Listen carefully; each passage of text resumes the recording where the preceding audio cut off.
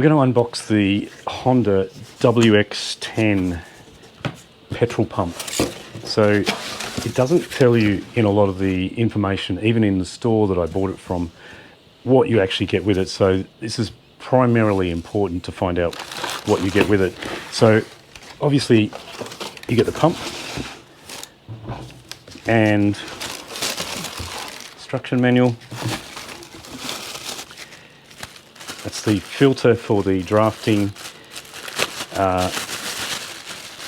lead and drafting hose, but you don't actually get a hose with it.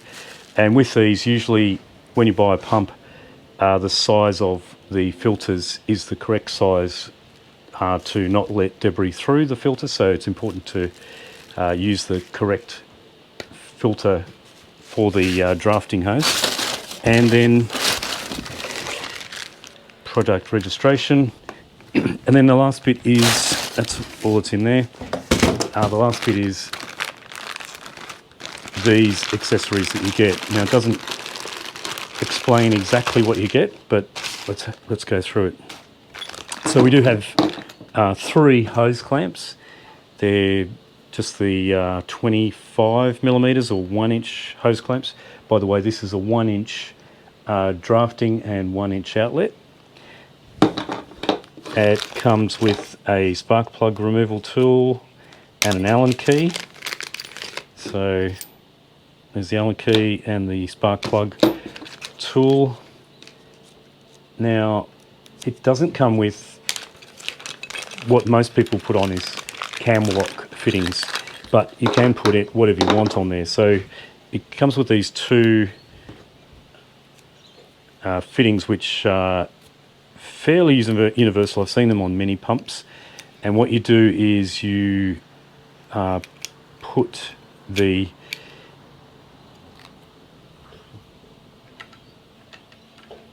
hose through. Basically the hose goes through this. You put the washer on and then basically that little ridge there is the only thing that actually stops the spike from going through to the rest of the hose there. So that is for pretty much your hoses, one for each one.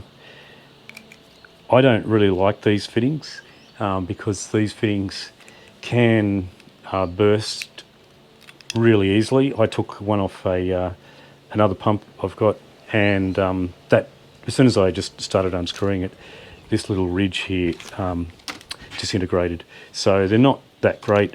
And also, if you're going to use these for bushfire fighting or trying to properly protect, anything that's plastic is not going to be any good. And even this is not great. You could probably replace this with a metal version of this, but you do have to make sure that you've got the right size tank. Oh, the other important thing too is that it doesn't come with any oil. This is a 4-stroke engine, so you do need to put oil in the oil reservoir here, and the recommendation is for 10W30. So you do have to buy oil separately from what comes in the box. Yeah, so that's a good look at what you actually get with this pump. It is 4-stroke, so you're putting full unleaded fuel into this. It's not a mixture like 2-stroke. And then you're putting oil in this side. It's a pull start. The drafting side is at the front there. The outlet side is here. It is 1-inch, so it is easy to adapt to household fittings, but I would recommend trying to use either aluminium or brass fittings if you're going to try and use this as some kind of property protection.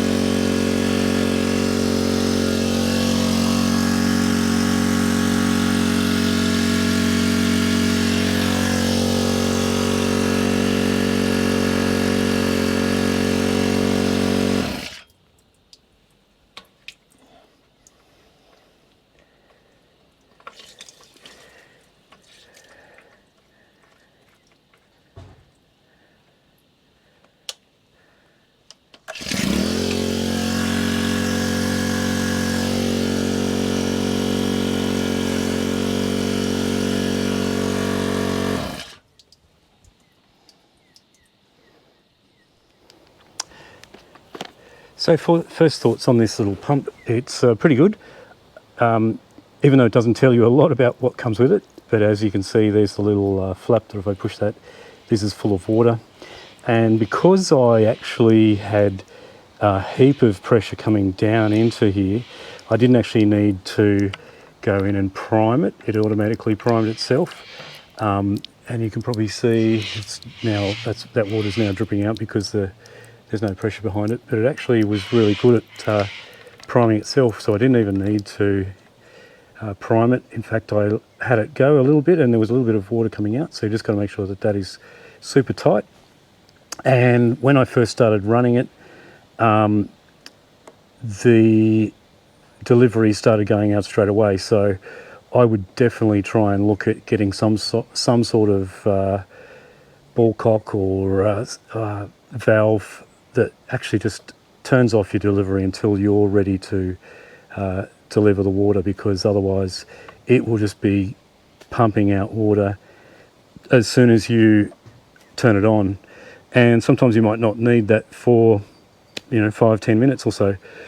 So definitely look at putting some kind of valve on there just to give delivery when you want it.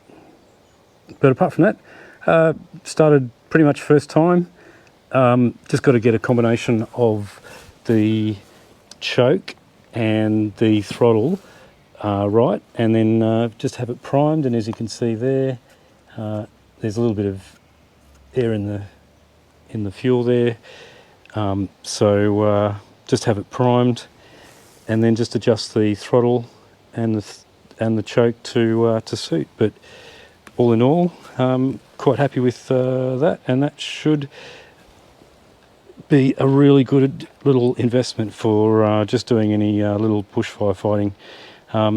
I currently just have over here another tank, and then I have this, you probably can't see it too well in the sunlight, but effectively there's a sprinkler head on the end of that pole, so probably just see it there, and it is quite a high reach because I'm trying to get it to hit my roof, but the water pressure, just standard water pressure from the garden hose,